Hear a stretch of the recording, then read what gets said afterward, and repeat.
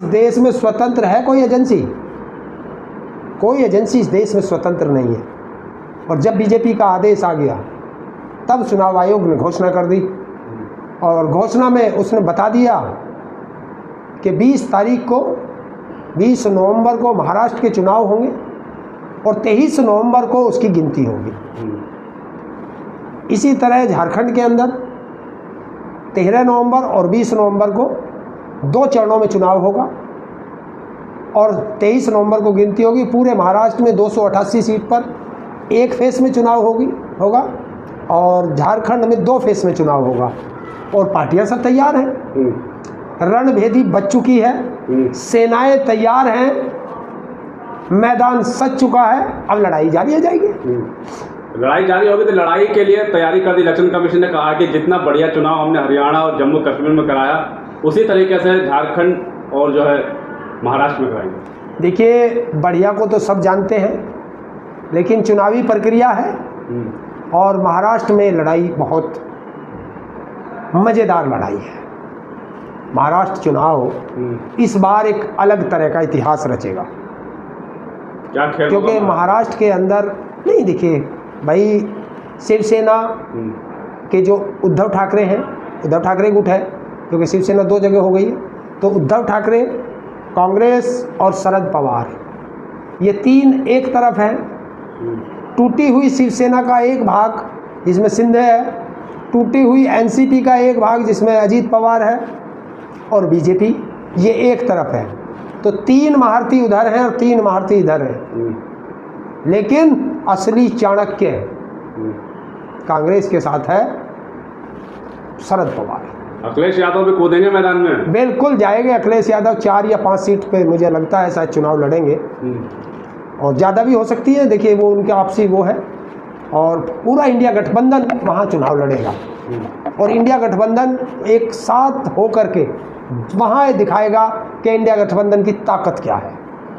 एक चीज़ और भी इलेक्शन कमीशन ने कहा कि जो 85 साल के ऊपर जो बुजुर्ग होंगे उनको घरों पर ले जाके वोट लिया जाए। देखिए, क्यों पहले नहीं पढ़ते थे क्या?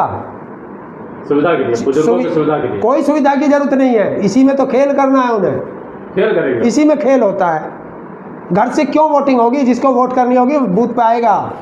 बूथ पे आने जाने की सुविधा दो।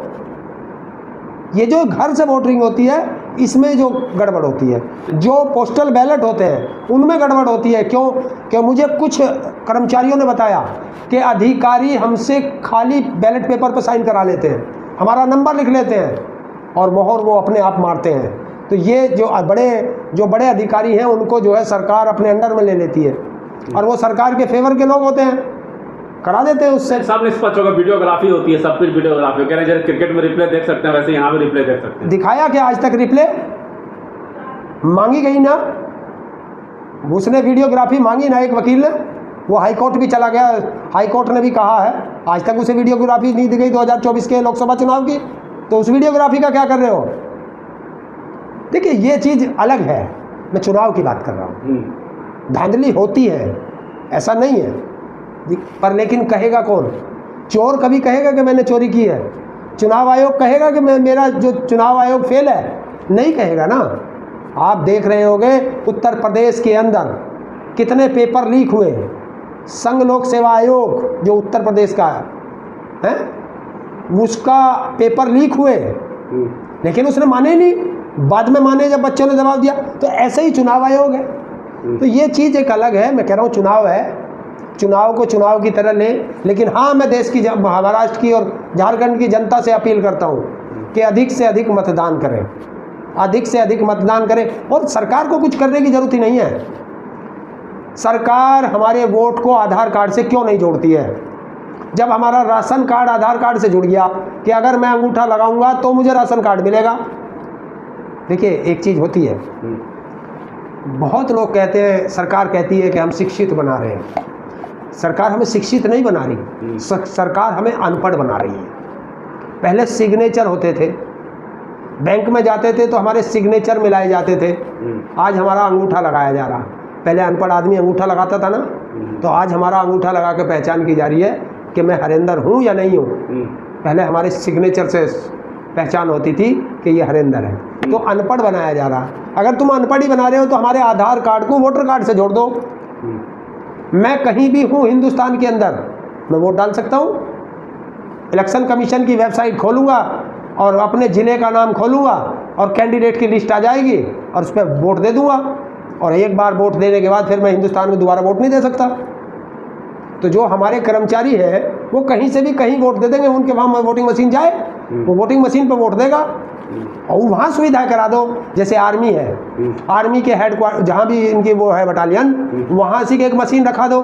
जिस तरह चुनाव आयोग यहाँ वोटिंग करा रहा है ऐसी वहाँ करा दो और वहाँ वेबसाइट खुलेगी।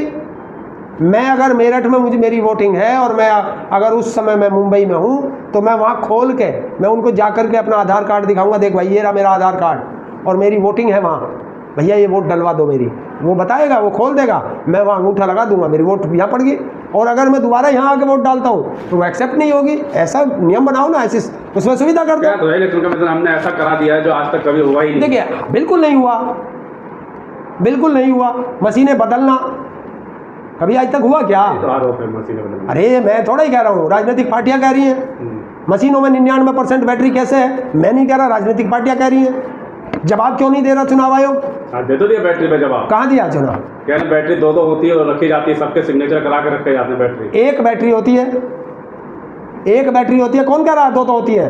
वहाँ बैठ के दे दो, क्योंकि सामने कौन बैठा है? सामने दलाल मीडिया बैठा है।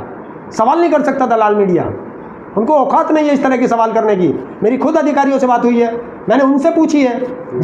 जो अधिकारी बार बार चुनाव कराते हैं वो वोटिंग मशीन भी चेक करते हैं, वोटिंग भी डलवाते हैं, गिनती में भी रहे हैं। मैंने ऐसे कई अधिकारियों से बात की है जो मुझे जानते हैं। मैंने पूछा क्या ऐसा संभव है, क्योंकि मैं बोलता नहीं हूँ वोटिंग मशीन पर। मैंने उनसे पूछा क्या ऐसा संभव है 99% बैटरी रह जाएगी? बोला 99% तो नहीं रहेगी, मगर पूरा दिन चलेगी। तो मैं तो सोच रहा हूँ कि अब जो मोबाइल ऐसा आएगा जिसमें वोटिंग मशीन की बैटरी होगी तो वो मोबाइल लेंगे। 5 साल तक बैटरी चल सकती है। आज इलेक्शन कमीशन ने खुद कहा है। कौन? इलेक्शन कमीशन ने कहा कि ऐसी बैटरी डाली जाती है जो 5 साल तक चले। देखिए बैटरी 5 साल चलती है। 5 साल कैसे चल जाएगी? जब सुबह से शाम तक वहाँ वोटिंग हो रही है, मशीन बैटरी खत्म होगी या नहीं होगी? जब मशीन चल रही है होगी। तो क्या 1% ही बैटरी खत्म होती है? बस ये जवाब दे दो। क्या जवाब दिया जाएगा? ये नया मामला लेकर आ गया विपक्ष। पहले कहता था कि वोट डालते थे किसी और को। यार जवाब कब दिया जाएगा? जब सरकार बन जाएगी फिर तुम जवाब दोगे, फिर दूसरी पार्टी कोर्ट चली जाएगी। गलत आदमी को सरकार बनाने का मौका क्यों दिया जा रहा? आपके पास शिकायत आई, 24 घंटे में निस्तारण करके दीजिए। हाथ में निस्तारण कर नहीं सकते क्योंकि चुनाव आयोग गुलाम है। जब तक आका का ऑर्डर नहीं आएगा वो हाथ नहीं लगाएगा उसको, और बाद में कह देगा नहीं हमने जांच कर ली, बात खत्म है। आज तक कितने आयोग बने, कितनों की आयोग की रिपोर्ट आई, कोई लागू हुई क्या? कोई आयोग की रिपोर्ट लागू हुई क्या? आपने कितने ज्ञापन राष्ट्रपति को और राज्यपाल को भेजे? कोई ज्ञापन का किसी का जवाब आज तक आया क्या? तो ऐसे ज्ञापन देना, ऐसी शिकायत करने का क्या फ़ायदा जब तुम्हारा निस्तारण ना हो? अगर मैं मरने लग रहा हूँ और मैं दवाई मांग रहा हूँ और उनको देखेंगे अभी बजट बनेगा, फलाना होगा, जब मैं मर जाऊँगा तो बजट का करेगा क्या? ये इमरजेंसी चीज़ होती है। इमरजेंसी चीज़ तो तुरंत होनी चाहिए, क्योंकि अगर निस्तारण करने में देरी कर दी और पता चला जो शिकायत आई थी वो जायज़ शिकायत थी तो गलत आदमी सरकार में बैठ जाएगा ना, है? फिर उसे अगर उसने एक भी निर्णय गलत ले लिया तो सरकार तो का निर्णय तो खराब हो गया, जनता के फेवर में गया या गलत गया, क्या गया, ये गलत हो जाएगा। तो इसलिए चुनाव आयोग को निष्पक्ष होकर के 24 घंटे के अंदर आई हुई शिकायत का निस्तारण करना चाहिए। उसके पास पूरी पावर है, लेकिन पावर उनकी अब जकड़ी हुई है, पावर दूसरे के हाथ में है। बस यहाँ दिक्कत है। महाराष्ट्र में यह भी सवाल पूछा गया कि क्या महाराष्ट्र में जिस तरह से बाबा सिद्दीकी की हत्या अभी लोग डरे हुए हैं तो क्या खुल के वोट देंगे? क्या इलेक्शन कमीशन कुछ करेगा इस पर? देखिए हत्याएं, राजनीतिक हत्याएं हैं ये सब, और इस तरह की हत्याएं होना कानून व्यवस्था का फेलियर है। जब आप कह रहे हो कि Y+ सुरक्षा है तो वो सुरक्षा कहाँ है? जो उनके साथ पुलिस अधिकारी थे क्या उनको सिर्फ हथियार दे रखे हैं, गोली नहीं है उनके पास? इतने देखिए, अगर आपके पास सुरक्षा है और कोई आपको मार रहा है, गोली मार रहा है, और आपके पास जो सुरक्षा अधिकारी है, जो भी है आपके पास, सिपाही है, दरोगा है, जो भी है, उसका हथियार क्यों नहीं चलता? उससे साफ जाहिर है कि उसके हथियार में बारूद नहीं है। तो अब महाराष्ट्र में क्या मुद्दे होंगे, क्या? देखिए, महाराष्ट्र में बेरोजगारी, महंगाई, बदलापुर क्या शिक्षा, देख बहुत है। बदलापुर में देख रहा था, वहाँ बदलापुर का कोई झगड़ा है बड़ा। अच्छा। शिक्षा, स्वास्थ्य, मराठा, मतलब मराठा अस्मिता का वहाँ सबसे बड़ा मुद्दा होगा। और वहाँ एक मुद्दा बहुत बड़ा होगा, धारावी का मुद्दा होगा। वहाँ एक मुद्दा ये भी होगा कि महाराष्ट्र से बड़े बड़े प्रोजेक्ट जो महाराष्ट्र में लग रहे थे उनको उठा करके नरेंद्र मोदी गुजरात ले गया। तो महाराष्ट्र बनाम गुजरात भी एक मुद्दा मुद्दे काम करते कहाँ है? हरियाणा में भी यही हुआ था कि ये सब मुद्दे हैं, सब फेल हो गए। देखिए, मुद्दे तो सब काम करते हैं, लेकिन जब तुम चोरी कर लो तो मैं क्या करूँ? ये तो रोना है ना आपको। नहीं, विपक्ष का। देखिए, विपक्ष का नहीं है यार, तुम समझते नहीं हो। कुछ विपक्ष वाले भी गलत करते हैं, ऐसा नहीं है मैं सत्ता पक्ष को ही कहता हूँ, विपक्ष वाले भी गलत हैं। कांग्रेस बिल्कुल ओवर कॉन्फिडेंस में बैठ चुकी थी। कांग्रेस के कैंडिडेट चुनाव नहीं लड़ रहे थे, मुख्यमंत्री बन रहे थे। वो इनको ये नहीं पता, तुम इतने दिन से चुनाव लड़ते हो, इतने बड़े राजनीतिक बन रहे हो कि मुख्यमंत्री तो तभी बनोगे जब तुम्हारा नंबर ऑफ हो जाएगा, विधायक होगा। तो पहले चुनाव लड़ लो, वो तो मुख्यमंत्री तो बाद में बन लेना। अब किसको दे? तो महाराष्ट्र में भी यही होना तो नहीं होगा ना, महाराष्ट्र में बिल्कुल साफ है। शरद पवार वहाँ का नेता बना हुआ है और उद्धव ठाकरे है।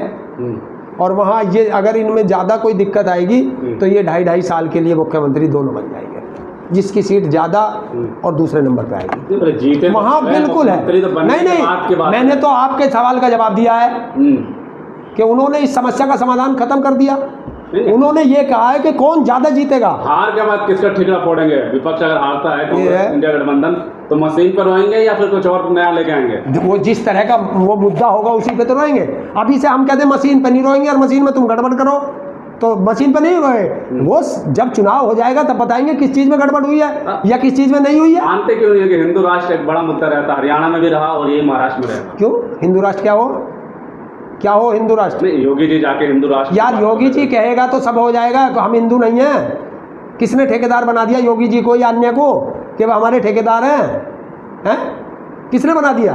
ये ऐसे ही ठेकेदार मुस्लिमों में और ऐसे ही ठेकेदार हिंदुओं में जो जनता को लड़ा रहे हैं। ये जनता को लड़ाने वाले हैं। तो आपने किसी जल्लूस में किसी नेता का बेटा देखा क्या?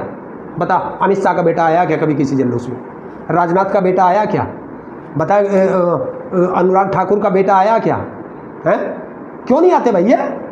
ये क्यों नहीं आते जल्लूसों में?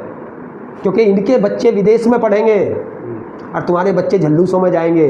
कल को तुम्हारे पास मुकदमे होंगे और जब मुकदमे हो जाएंगे तो तुम नौकरी सरकारी किसी भी काम के लिए वाजिब नहीं रहोगे, अनक्वालिफाई कर दिए जाओगे। फिर क्या करोगे आप? मैं आपको एक सच उदाहरण दे रहा हूँ आज। आपने देखा होगा, नहीं देखा होगा तो यूट्यूब पे पड़े हैं और उस पर गूगल पे भी है। 2002 में गोधरा में दंगे हुए थे। एक वहाँ पोस्टर बॉय बन के उभरा था, अशोक मोची या सुभाष मोची ऐसे कुछ नाम है उसका, है जी। वो हर पोस्टर पे था, हर चैनल पे था, बड़े बड़े उस पर पत्रिकाओं में छपा, उनमें छपा। वो एक इतना बड़ा पोस्टर बॉय बन गया था। आज वो क्या है? आज वो एक सड़क पे बैठ के मोची का काम कर रहा है। ना उससे कोई बीजेपी का मिलता है, एससी का है वो। ना उससे कोई बीजेपी का आज तक मिला नेता, ना उससे जो बीजेपी में एससी के नेता है ना वो मिले। इसी तरह का छोड़ देते हैं। एक कहावत है ना, मतलब निकल गया तो पहचानते नहीं है। उस समय जरूरत थी कि ये अनपढ़ आदमी है, इसको धर्म या उसमें किसी में भी धकेल के इससे काम करा दो, तो काम हो गया। लास्ट में महाराष्ट्र में बता दीजिए क्या होने वाला है? महाराष्ट्र में इंडिया गठबंधन की सरकार बनेगी।